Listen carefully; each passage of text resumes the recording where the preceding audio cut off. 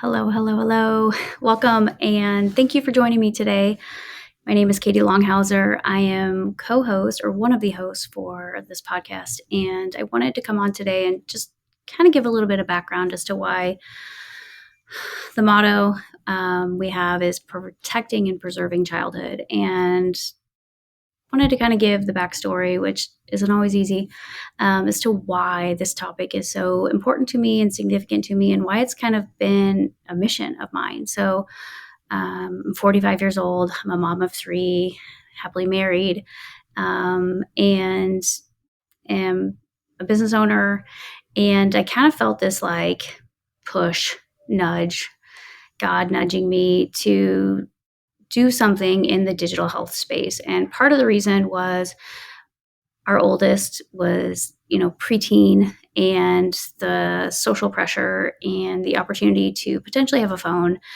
And I, in my business, am active, online. Social media was a large part of social selling and introducing our company online. And it's really, social media has been great for us and our business. And I enjoy social media. And at times I would probably overconsume it, to be quite honest. But as my children are starting to age, potential opportunities for devices, for school opportunities or personal devices, has sort of been presented to us, not only from the school requiring a laptop or a tablet, but also, I want a phone because my friends have one. Why can't I get on social media? And so I was presented with an opportunity to start working with Screen Sanity, in that I was providing just some business development, introduction to people. I led a parents event. I hosted a parent night, a couple parent nights, and it was really great, right? I love people. I love working with people, talking with people. However, there came a time where I felt like there was more to do. And Screen Sanity and their parent nights are wonderful opportunities to educate and inform people on the digital landscape, the opportunities that lie with parenting and the challenges that come with parenting in a digital age, specifically when technology is so rampant and our kids are coming out of COVID with being on devices pretty consistently throughout the day. And so when Screen Sanity said we need to only focus on our parent nights, and I felt like there was so much more work to do or other opportunities to create education, provide resources for parents, I literally turned to God and was like, God, if you want me in this space, you need to show me. Please show me. And I'm not usually someone that gives an ultimatum, but I was like, just tell me. Like from people who have led me in my faith, they have encouraged me to just ask God, ask God. And so that's what I did. And I told him, if I asked him, I was like, if you want me in this space of working in, educating and informing people on how to raise children in this digital age. I didn't really know what that looked like, but I just knew I felt called to be in this space of digital health, promoting digital health and safety for children online and with devices. So I asked God, if you want me in this space, give me a sign. So later that day, lo and behold, there was a sign. And that sign was, I got a phone call to be on NPR and talk about how we were approaching and addressing social media with our daughter, and meaning how we are going to introduce or not introduce social media to our children and why we were choosing to take that stance. So I was interviewed with, I think, 4 other parents from across the country. And coincidentally, one of the parents, technology, like her video or our connection was poor. So I ended up being on the whole time.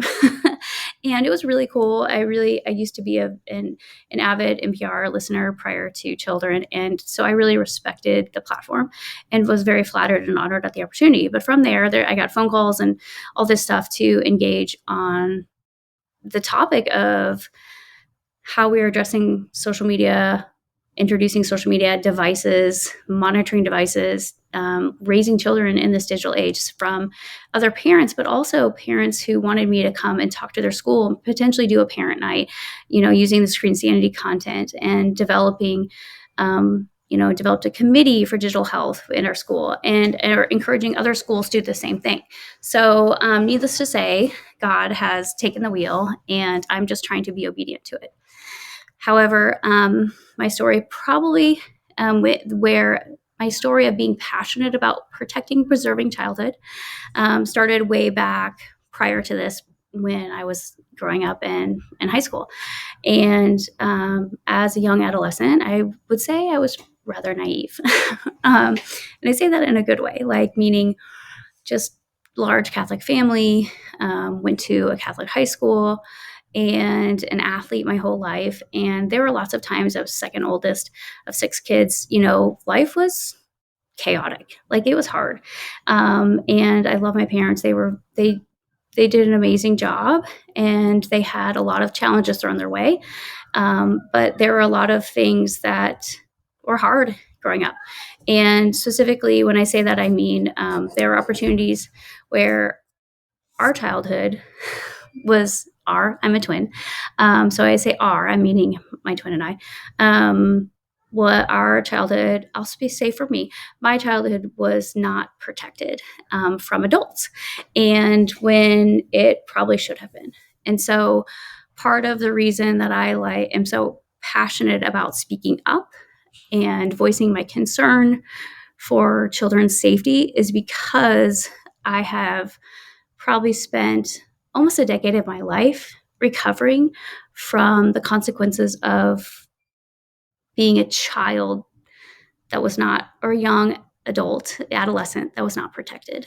And I have found that my voice was needed in this space to speak for those who are unable to speak for themselves, protect those who are children who are unable to seek protection for themselves, and meaning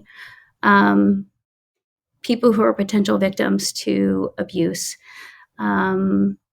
exploitation. And a lot of that is happening online. So I feel very passionate about that. When I was a child, when I was I think I was 18, 19 years of age, it's kind of when I first started or became a whistleblower. You see, my twin sister was a victim to the abuse, mental, emotional, and physical sexual abuse of a coach when we were in high school. And that started when she was, I think, 15 years of age. So we were 15, and I had no idea. I mean, I knew she was his favorite, but I didn't know. Again, very naive. And so it wasn't until we were 19 that I learned that she had been abused by this man pretty much our whole high school career. So we were both athletes, and he was the coach we were cross country athletes, and I played soccer and she ran track. And in college, we actually both ran cross country and track together. So when we went to college is when I found out that coach, the cross country coach for me in the fall and her. And then in the spring, he coached her in track. And I did soccer. So I went a separate way. And so she was, his victim.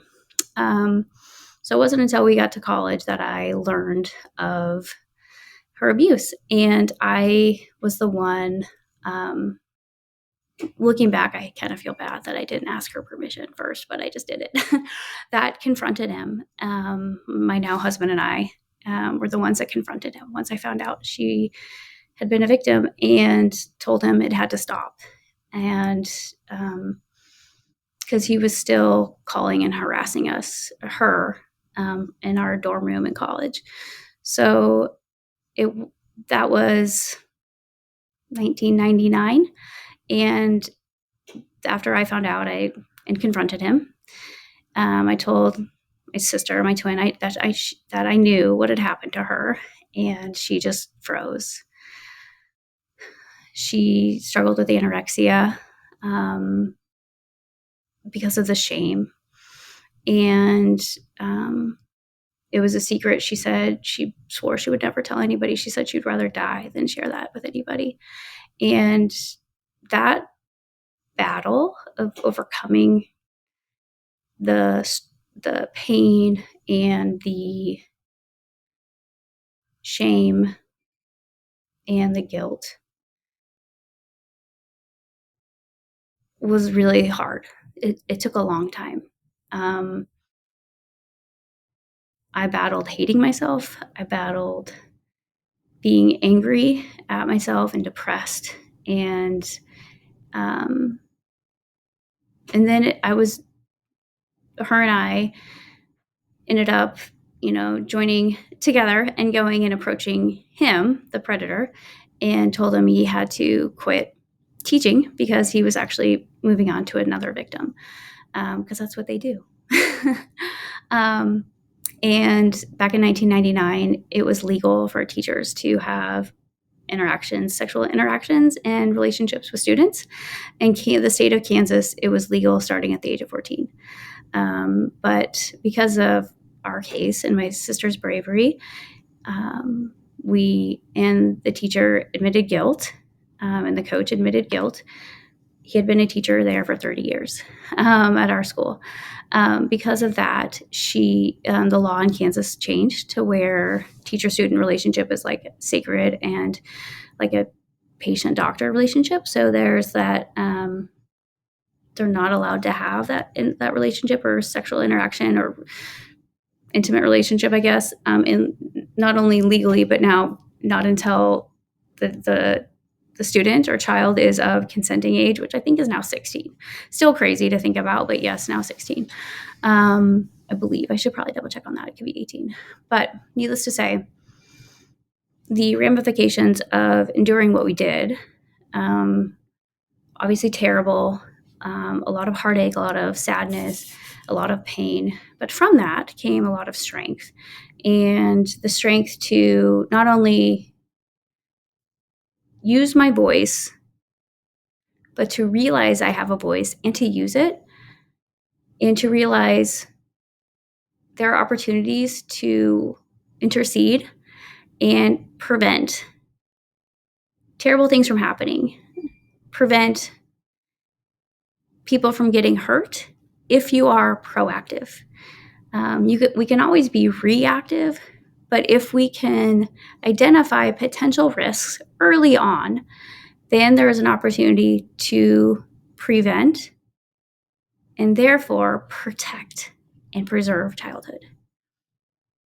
So, part of this podcast, part of this endeavor, and the mission of the Kids Digital Health Hub is to protect and preserve childhood, to educate, inform, and empower community members, parents, caregivers, teachers, and kids. Empower them with knowledge and information so that they can stay safe, so that families can stay safe, so that they don't have to endure hardships, heartache, the way my family did. Yes, it's a different sort of situation, right? But there are predators in both. My sister was a victim of a predator, and now today there are more predators online. And as Kevin talks about in our first podcast episode, there are more predators online and able to exploit children today more than ever, which is why it is so important that we become educated and informed on how to best protect our kids and how to best prepare and proactively and interact in this digital landscape. So I'm really thankful you're here. I'm thankful for your time. I'm thankful for the opportunity to give a voice to this topic and to share and shed light on it. My story is probably unique, but also probably not that unique. There are many people who have experienced heartache and struggles. And I just want to encourage those who have to find a way to empower yourself or to turn something that could be a terrible situation into good, because I believe that's what we're supposed to do. Use your voice, use your testimony to empower others and encourage others for good. So that's why I'm here. That's why we're here. thank you for listening. I look forward to sharing more and bringing more content. But again, I wanted to share where I'm coming from and why I've chosen to step into this space. All right. Have a good one.